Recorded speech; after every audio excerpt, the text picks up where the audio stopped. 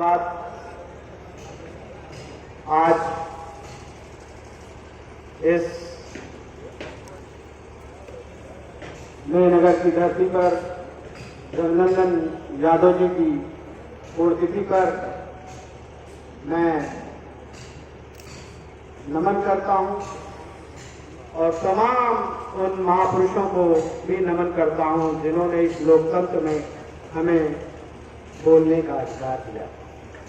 आज इस उपलक्ष्य में मेनगर की उन तमाम जनता को भी और युवाओं को भी और खासकर इस कार्यक्रम को इतनी अच्छी रूपरेखा देना जो काम किया है, मैं उन तमाम युवा साथियों का, खासकर वीरेंद्र भैया का और अवधेश भाई का और खासकर इस आयोजन के उपलक्ष्य में जिन्होंने अपनी विचारधारा रखी, ऐसे ओजस्वी और पूरे देश में नाम करने वाले हमारे छोटे भाई राजू यादव का भी मैं आभार व्यक्त करता हूं कि उन्होंने इस कार्यक्रम का आयोजन किया।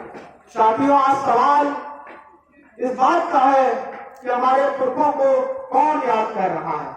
आज ये तमाम फोटो आप इस मंच पर देख रहे हैं, इनकी अगर पुण्यतिथि नहीं मनाई जाती तो लोग इनके नामों को भूल गए होते।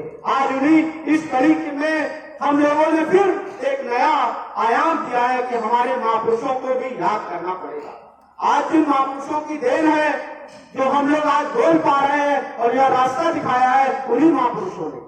तो साथियों, आज हम सामाजिक न्याय मंच की बात कर रहे हैं, क्योंकि ये सामाजिक जब तक नहीं होगा जब तक हम लोग एक विचारधारा के नहीं होते और जब तक हम उन सब लोगों के साथ नहीं बैठेंगे, वो चाहे हमारी बिरादरी सरकार समाज से हो, चाहे धोबी बिरादरी हो, चाहे वाल्मीकि समाज से, उन सबको जब हम साथ में ले चलने की बात करेंगे तो हमें कभी ये सामाजिक न्याय की बात होगी।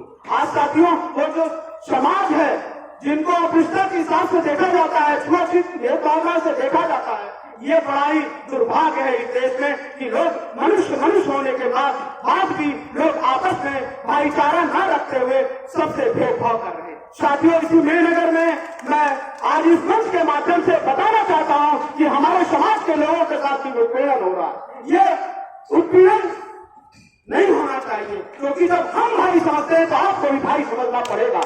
इस बात का इस मंच से मैं आप लोगों को आगाह करना चाहता हूं और मैं पूरे देश में ओबीसी एससी और माइनॉरिटी के सभी लोगों को जगाने का काम हम लोग कर रहे हैं। ये जो है इस बात का संदेश देता है कि वो भी भाई हैं और हम उनको जब तक भाई नहीं समझेंगे तब तक ये विचारधारा आगे नहीं बढ़ पाएगी। इस बात को भी हमें ध्यान देना पड़ेगा। आज जो है, जब तक कि इस उत्तर प्रदेश में जिस प्रकार से राजू भाई बैठे हुए हैं, राष्ट्रीय प्रवक्ता है राष्ट्रीय जनता दल के, और ये जो है वहां पे जेडीयू के भी समर्थक दल हैं, और मैं इनका भी आभार व्यक्त करता हूं कि उन्होंने बिहार से एक आईना दिखाने का काम किया है, जातीय जनगणना।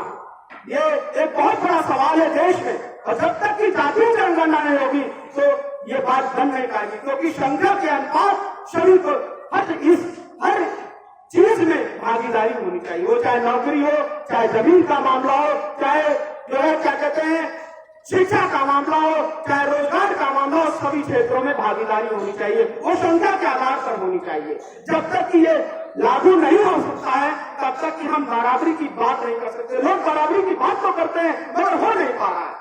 लोग आज रोजगार, आज तमाम हत्याएं हो रही है, लोग युवा जो है क्या कहते हैं सड़कों पर लाठियां खा रहा है। भाई, शिक्षा होने के बावजूद भी आज हमारे तमाम साथी बैठे हुए हैं, तमाम बुजुर्ग दादा लोग बैठे हुए हैं कि उनके बच्चे आज पढ़े लिखे होने के बावजूद भी बेरोजगार हैं।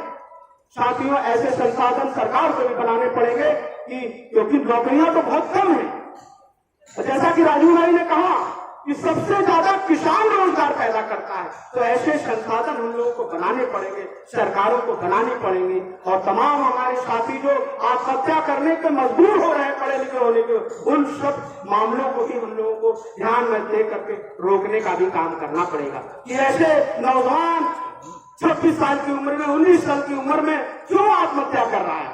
इस पर भी हमको गहन अध्ययन करना पड़ेगा और सरकारों को इस पर ध्यान देना पड़ेगा। आज एक बात और नई उभर करके आई है कि लोकसभा में जो है कुछ युवाओं ने जो है पार्लियामेंट के अंदर घुस करके ये क्या है? ये इसी का ये नतीजा है कि लोग जो है सड़कों पर बेरोजगार घूम रहे हैं। हेलो, तो मैं साथियों अपनी ज्यादा बात ना कहते हुए मैं पुनः इस कमेटी का और खासकर राजू भाई का, जिन्होंने ये सोच पैदा कर दी है कि हम लोगों को तमाम जो लोग नहीं जानते हैं उनकी भी पूर्तियां हम लोगों को करनी पड़ेगी, ताकि तमाम बहुजनों की आवाज उठती रहे, तमाम ओबीसी की बात उठती रहे, तमाम माइनॉरिटी की बात उठती रहे।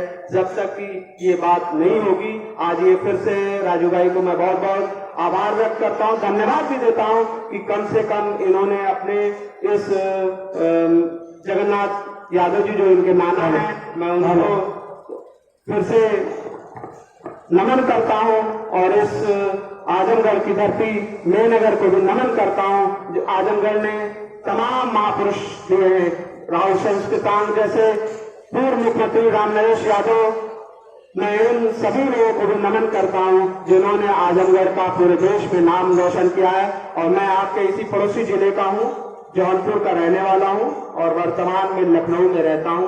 इन्हीं शब्दों के साथ मैं अपनी बात को समाप्त करता हूं। जय भीम, जय भारतीय संविधान, जय विज्ञान।